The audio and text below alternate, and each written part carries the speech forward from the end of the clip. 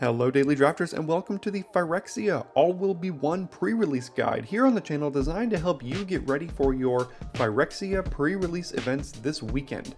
If you're a seasoned veteran here on the channel, you've probably heard a lot of this information before, but don't forget that each and every set has some quirks to it, including Phyrexia. So stick around whether you're new here or you've been here a while for the ultimate guide in helping you crush your Phyrexia pre-release events.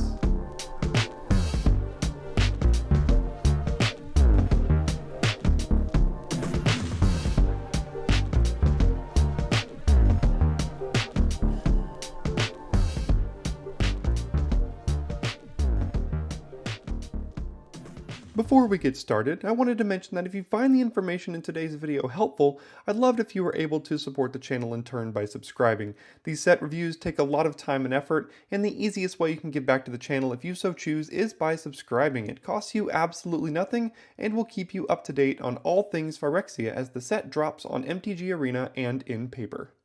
Now, some of you might be asking yourself, what exactly is a pre-release? Well, each year there are roughly 4 main set releases of Magic the Gathering products, and most local game stores run what's called a pre-release for each of these main set releases. Essentially, you battle it out against your friends and strangers using several booster packs of the brand new cards for the upcoming set that has yet to be released, hence the name pre-release. If this sounds interesting to you, let's take a step-by-step look at exactly how these events are run. Step 1. Locate your local game store.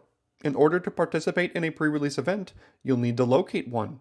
If you do not already have a local game store that you frequent, I've included a link in the description to a website that will help you find a game store running a pre-release event near you.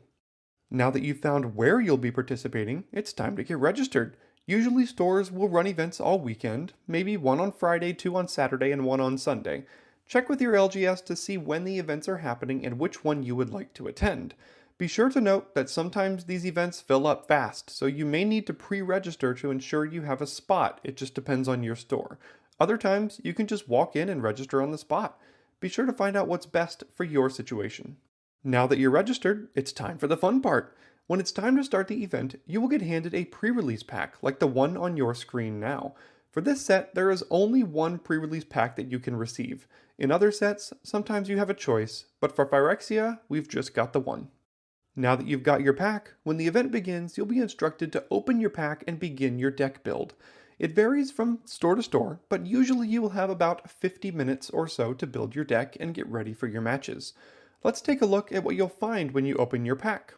Inside, you will find one traditional foil rare or mythic rare from Phyrexia All Will Be One with a year stamp, and here's an example of what that card might look like using a rare from the last set, the Brothers' War. 6 Phyrexia All Will Be One draft boosters, 1 20-sided spin down die, 1 reusable deck box with divider, and 1 MTG Arena code card. Something unique to this set is that 1 in 15 pre-release packs will contain a Phyrexian language spin down die. Now, we don't have pictures as to what these will look like just yet, but it's still a neat little bonus for some of you lucky folks out there, but clearly not me. One other thing that's changing this time around with Phyrexia All Will Be One is that the cards that you receive in your pre-release packs will be legal in their respective constructed formats beginning the day that you get them. That's right, beginning February 3rd, Phyrexia All Will Be One cards will become legal in paper play in formats like Standard, Modern, Legacy, and many others. This is a change from before when you would usually have to wait over a week to play the cards in paper, but now you don't have to. We now have everything we need to begin our deck build. If you'd like to see an example of a Phyrexia sealed deck build, stick around until the next segment where I will build an entire sealed deck on screen for you to follow along with. After you've built your deck, you will then be assigned an opponent by the event coordinator and you will play out your first match. Different stores will give you different amount of matches for the event, but usually it's a minimum of 3. Sometimes you might get lucky and be able to play 4 or more, it just depends. After you've finished your matches, you may qualify for some prizes, so be sure to check with the event coordinator to cash in on your winnings. Now, the hardest part about the whole event is how to build your deck. But great news! I will now go ahead and go through an entire sealed deck build to give you an idea of what you want to be looking for in your pool of cards and how to maximize your chance of having a competitive deck for the event. Thanks, me. So, one of the first things I like to do when building my sealed decks at pre-releases is I like to sort by rarity. I like to see what my rares and mythics were. Now, I'm using a program, or not a program, I'm using a website called draftsim.com, spelled just like this, sim.com. I usually get a lot of questions about that, so for all you in the comments, it's at draftsim.com. You can do practice drafts against bots, and you can also do practice sealed builds until the set releases here on DraftSim. So I can sort by rarity here, and I see that I have Tekuthal Inquiry Dominus. It's a weird name, but it is what it is. And it's kind of like a proliferate lord, which is really good, to be honest. Along with Azuri, Stalker of Spheres. Gosh, some of the names of the cards in this set are just wild to me. We have a 4-mana 3/3. When it ETBs, you can pay 3, and if you do proliferate twice, and whenever you proliferate, you draw a card. So it could be a 7-mana 3/3 draw 2 cards, proliferate twice, which is just absolutely nuts. Or it could just be a 4-mana 3/3 that whenever you proliferate, you draw a card, which is also pretty good. I will say before I go any further, I have the archetype set review already up on the channel here a few days ago. So for those of you that are like, what is proliferate? What is corrupt? What is toxic? All that kind of stuff, go ahead and check out my previous video, the archetype set review. I give you all that information. That'll also help with this sealed deck build, so you'll know how this goes. We have 2 Blade of Shared Souls, which is an interesting one. We have 4 Mirrodin, so it's a 3-mana 2/2 basically. And whenever it becomes attached, you can have this copy another creature you control, which is pretty good flexibility. I mean, like, for example, if we have a Paladin of Predation down, and then we played a Blade of Shared Souls, we just made another Paladin of Predation for 3 mana. And if we ever equip another creature, we can make it a Paladin of Predation again. So, pretty good. I think we have a pretty good blue-green proliferate deck going here. This could be pretty good in like blue-red spells, and then Monumental Facade I doubt is worth it. Yeah, I'm just going to steer away from playing the colorless lands while I can. So then I'd go back and sort by color and see if anything pulls me out of this blue-green thing here. We don't really have a lot of black, to be honest. And if I'm looking through the black here, I'm really not seeing any of the removal spells. So I doubt black is going to be one of our colors. Red could be, but we don't have any rares in red. And when you're playing sealed, you really want to try to fit in as many of your good rares as you can. And Tekuthal and Azuri are just nuts, like good enough that I really want to fit them into my deck here. So I'm going to start by putting them over into my deck. Now we're looking for proliferate and tokens, or not tokens, but counters to be proliferating, right? So let's see if we're in blue-green here. It's a little bit of a combat trick. Oil counters are something you can proliferate. God, that word is going to get me so much this format. Glistener Seer could be some nice little tempo. You know, you can remove an oil counter to scry 1. Bring the Ending. Maybe that's good enough. This one is kind of like Anticipate with Proliferate. Not too bad with Malcader's Watcher. It dies. Draw a card. This could give our opponent a poison counter that we could then proliferate. You'll notice that some of these green... I think the way we're going to try to win this game is through poison and proliferating that poison. Thrumming Bird proliferates whenever it hits the opponent. Both of the Blades. I don't think Eye of Malcader is very good, especially not in this deck. Gitaxian Anatomist. It's not great, but you can proliferate it for free. I mean, it could be a 4-mana 2/5 ETBs tapped and proliferates, which is pretty good. Meld Web Spider. What is this? 5-mana 5/5 Vigilance ETBs with an oil counter. Remove an oil counter to crew it, and it has crew 3.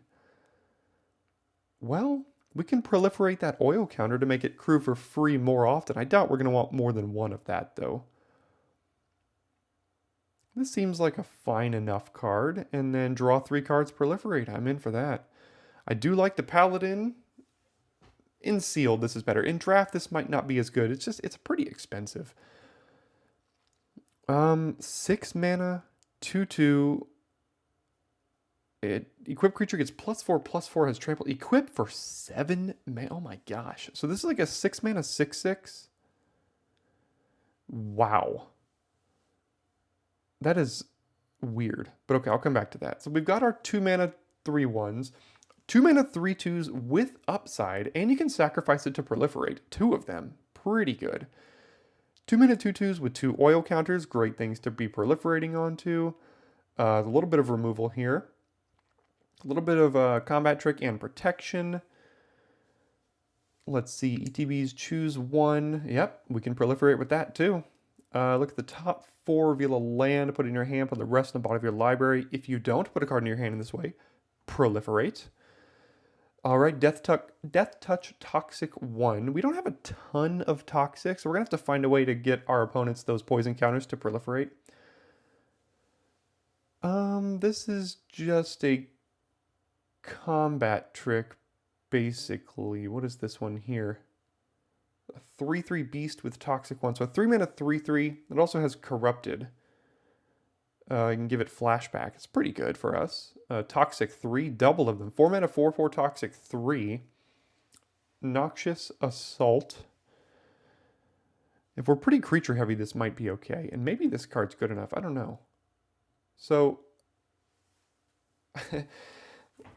all right, guys. Prophetic Prism. This is the new Energy Refractor. I'm not putting it in this deck, but I'm just going to let you know this will be my pet card of this format.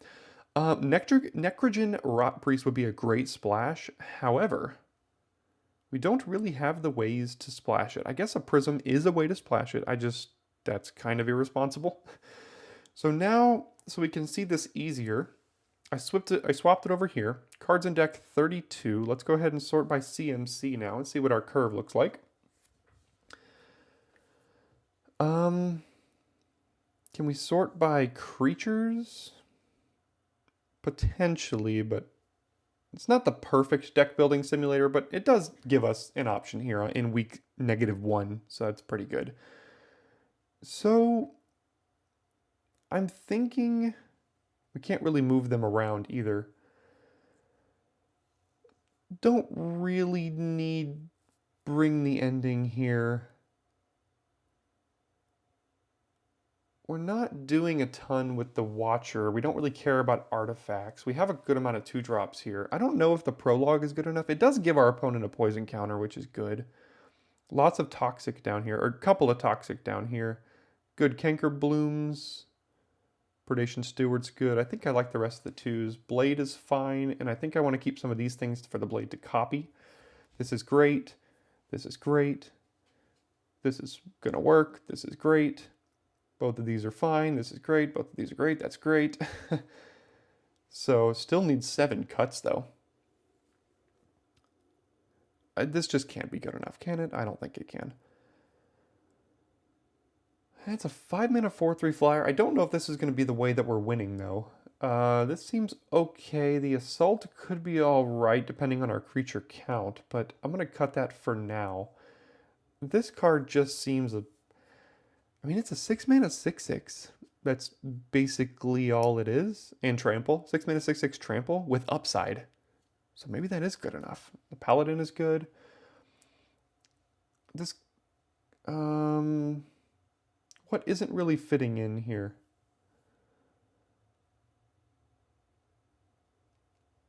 I mean, this is just a random combat trick. I'm not sure we need combat tricks as much. This is a removal spell. I don't mind the Stewards. 2-drops are pretty important in Sealed because you don't get on the, if you don't get on the board and your opponent does, or if you're able to get onto the board before your opponent does, you could be at a pretty big advantage because Sealed is relatively slow. I like all of our 4s. I mean, the Anatomist is not outstanding, but it is more proliferate.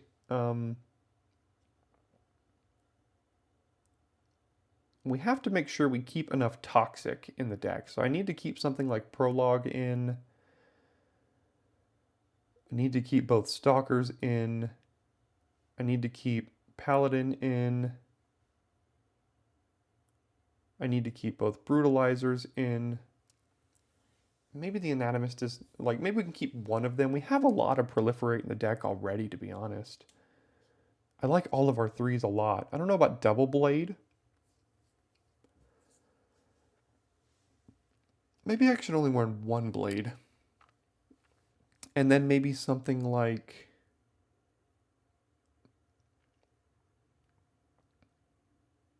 We probably don't need this Glistener Seer either. So this would be 23 cards.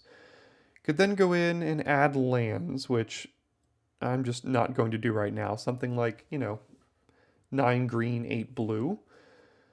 And that would be how you build your sealed deck. And you go ahead and take up these cards, put them in your deck, shuffle in your 17 lands, and you are good to go for round 1. That's basically the process I would be using. Obviously, this is very condensed. I don't want this deck build to take 50 minutes for you all on here.